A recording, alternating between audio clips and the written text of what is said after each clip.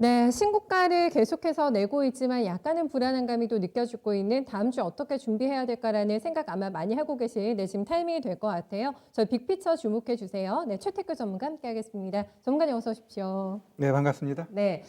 시장이 저희가 큰 그림을 그려보는 데 있어서 가장 중요한 두 가지 이슈를 먼저 짚어드려야 될 것 같은데 첫 번째가 지금 패권 전쟁이 가속화되고 있는 구간에서 미중의 만남의 일정이 잡혔어요. 네, 이 네네. 부분을 먼저 좀 저희 살펴볼까요? 의미 있을까요?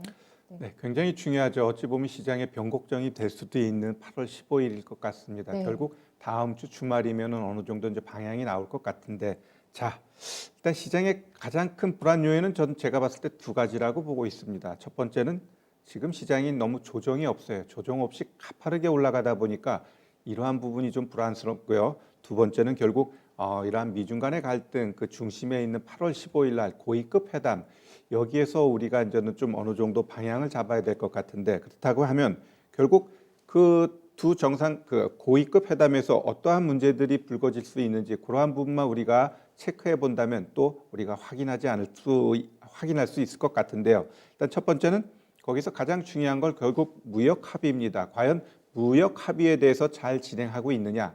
지금 코로나로 인해서 100% 중국이 수입을 완벽하게 하고 있지 않다라는 것은 중국도 알고 미국도 알고 있습니다. 그렇다고 하면 결국 이 안 되는 부분을 불거지게 해가지고 서로에게 아픈 것을 찌를 것인가? 그 부분에 대해서 잠시 후에 또 이야기하고요. 네. 다음엔 이제 화웨이, 틱톡 이러한 기술적인 기업에 대해서 과연 어떠한 돌파구가 나올 것인지에 대한 것도 좀 체크해 봐야 될 것 같고요. 그 다음에는 뭐 진보하죠. 결국 코로나 발언제 아니면 홍콩 보안법 아니면 신장 위구르 인권법 이러한 것들도 또 건드릴 것인가? 결국 그렇다고 하면은 지금 산재되어 있는 미국하고 중국 간의 이 갈등 속에서 그럼 미국하고 중국이 여기서 불거지게 할 것이냐? 제가 봤을 땐 그렇지는 않을 것 같다. 근데 네, 네, 네. 왜냐하면 중국도 내적으로 굉장히 지금 힘든 상황에 있고 미국 역시 지금 굉장히 중요한 트럼프 입장에서는 지금 어떤 경제를 엉클어서는 절대 안 되거든요. 대선에 또 바로 실패로 연결될 그렇죠, 수가 있기 그렇죠. 때문에요. 그렇기 때문에 네. 지금 상황에서는 그걸 건들지는 않을 것 같아요. 뭔가 살짝 건들긴 하겠지만 이거를 전체적으로 확 퍼뜨리면서 문제를 야기시킬 것 같지는 않습니다. 일례로 중국 왕이 부장 같은 경우 진짜 바늘로 찔러도 그 피 한 방울 안 나올 정도로 아주 독하게 생겼는데 최근에 이제 뭐라고 그랬냐면은 네. 중국은 과거 소련하고 다르다. 즉 일각에서는 미국하고 어떤 신냉전의 시기로 접어드는 거 아니냐 이렇게 이야기를 하고 있는데 중국은 미국을 대체해서 최강국으로 갈 생각이 없다라고 이렇게 발뺌을 하면서 일단 미국에다가 유화적인 제스처를 던졌기 때문에 이번 만남에 있어서 크게 불거질 가능성은 없지만 그래도 만에 하나를 위해서 일정 부분 현금화하는 전략은 좀 필요할 것 같아요. 우리 시장 한번 보겠습니다. 이 코스닥 보면은 차트 한번 볼까요? 차트 보면은 좀 지나치게 어찌 보면 도도할 정도로 지금 상승을 하고 있어요.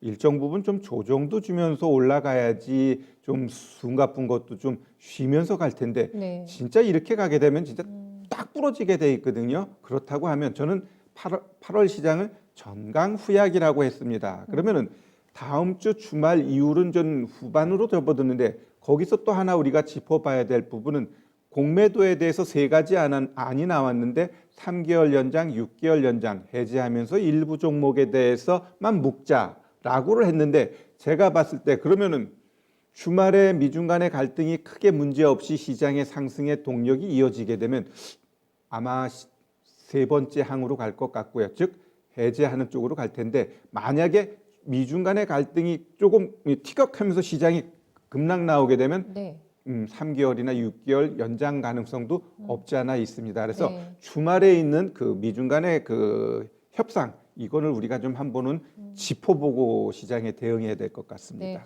저희가 이 뉴스를 보는 동안에 10시 때 나온 속보가 하나 있어요. 네, 전문가님. 그 트럼프 대통령이 위챗과 모기업 텐센트 거래 금지하라고 행정 명령을 지금 내렸다고 하거든요. 요거는 회담 일자가 잡히고 나서 지금 바로 나온 뉴스이기 때문에 기선제압용 요 정도로만 보면 될까요? 어떻게 보세요? 그렇죠. 뭐 네. 지금 그러한 기술적인 기업에 대해서 그 하는 거는 저는 트럼프 패는 어지간 국민학생도 알아요. 일단은 기선제압 먼저 던져놓고 난 다음에 그쪽 반응 보면서 아예 아니야 하면서 걷어들이는 게 트럼프이기 때문에 그냥 지금 이 텐센트 문제 이러한 것들도 일단은 기선제압 쪽으로 보셔야 됩니다. 과연 미국이 지금 어떤 중국하고 갈등을 극대화시켜 가지고 표에 도움이 되느냐 했을 때 절대 아니거든요. 오히려 극대화 전략은 선거를 앞둔 1, 2주 아니면 네. 2, 3주 그때 터뜨려도 늦지 않기 때문에 지금은 기선제압 그 정도로만 보시면 될 것 같습니다. 알겠습니다.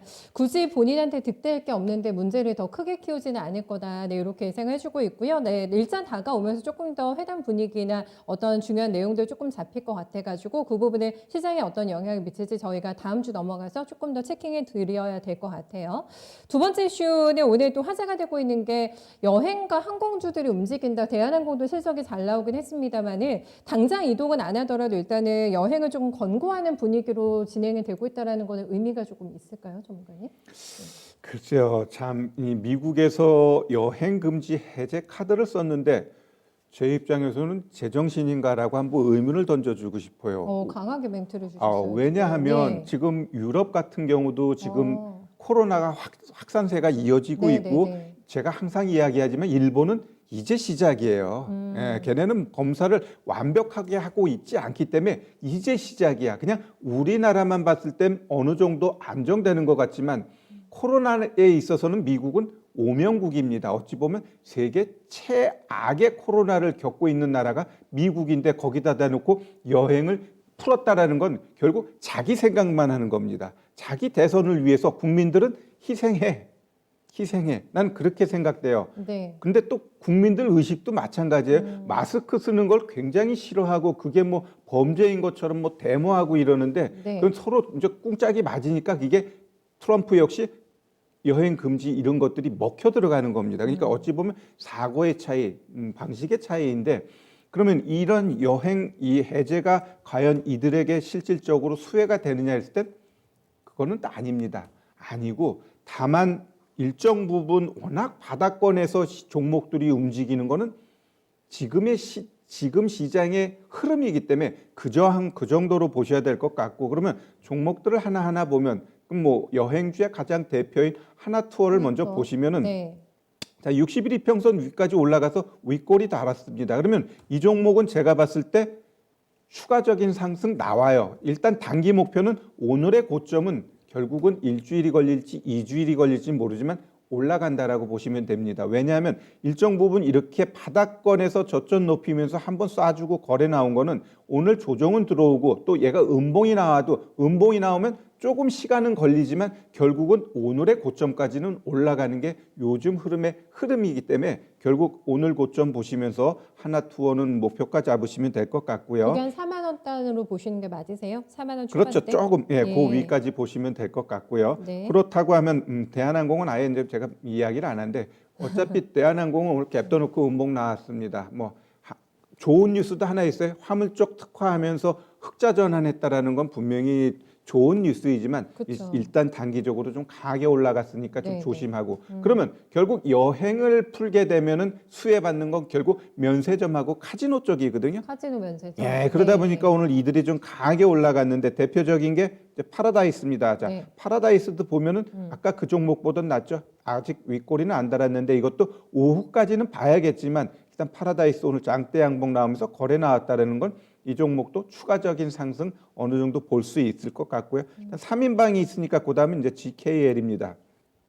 얘는 윗단에 61 이평선 아직 근처도 못 갔어요. 그러면 얘는 일단 단기 목표가를 이 61 이평선까지 좀 지켜보시면 될 것 같고요. 그다음에는 이제 강원랜드죠. 예, 강원랜드도 역시 61 이평선 멀었어요. 그러면 크게 보기보다는 일단은 61 이평선까지는 안정적으로 올라간다라고 보시면 될 것 같고 그다음에 이제 호텔신라는 오늘 맞고 떨어졌죠. 자, 맞고 떨어졌어. 그러면 당분간은 요거를 돌파하고자 하는 움직임이 연출될 텐데 제가 봐서는 일정 부분 한 번은 올라가 줄 거라고 봐요. 올라가게 되면 결국 이 종목 같은 경우는 한 8만 원, 8만 원까지 단기 목표가 보고 대응하시면 될 것 같습니다. 네, 면세점이 장사가 좀 되면은 화장품도 많이 팔릴 것 같고 그래서 오늘 조금 슈팅 있는 거는 상대적으로 화장품 쪽에 조금 더 강한 느낌이 있어가지고요. 네, 한국콜마홀딩스 이런 종목들 많이 움직이거든요.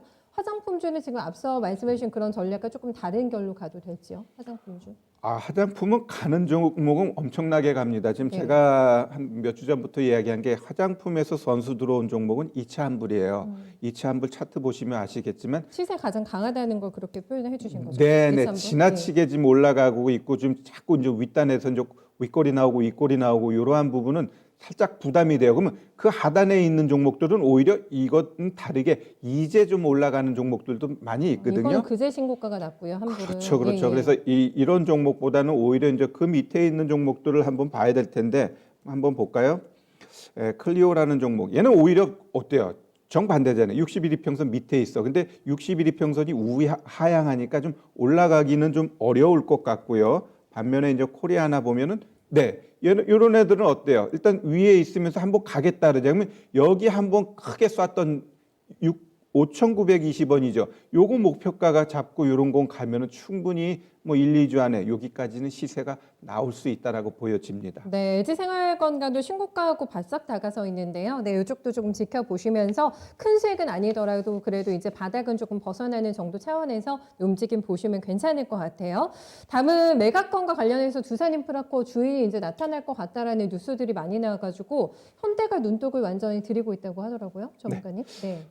일단 제가 봤을 때 현대중공업이 눈독 들이는 건 괜찮습니다. 왜냐하면 같은 비슷한 업종이 인수를 한다라는 건 결국 시너지를 더 크게 할 수 있거든요. 뭐 이전처럼 아시아나항공을 그 현대산업계 건설하는 회사가 아시아항공을 잡는다라는 건 또 언밸런스하단 말이에요. 네. 그러면 이러한 경우는 오히려 현대중공업이 두산인프라코를 가져가게 되면 또 시너지 효과가 있기 때문에 오히려 해외 쪽 매각하는 것보다는 우리의 그 비슷한 업종을 갖고 있는 우량한 기업이 인수하는 건 좋고 두산 입장에서도 워낙 재무 구조가 안 좋고 그렇기 때문에 네. 일정 부분 자회사를 매각해야 되는데 그럼 매각하는 과정 속에서 이전처럼 뭐 산업은행이 가져가고 그런 게 아니라 일단 현대중공업이 가져가게 되면 두산인프라코어한테도 좋고 현대중공업 입장에서도 나쁘지 않다. 일단 최근에 올해만 보더라도 그 재난이 많잖아요. 그렇죠. 그러면 결국 이러한 것들을 부각해서 이들 종목군들이 많이 좀 움직임이 나타나는데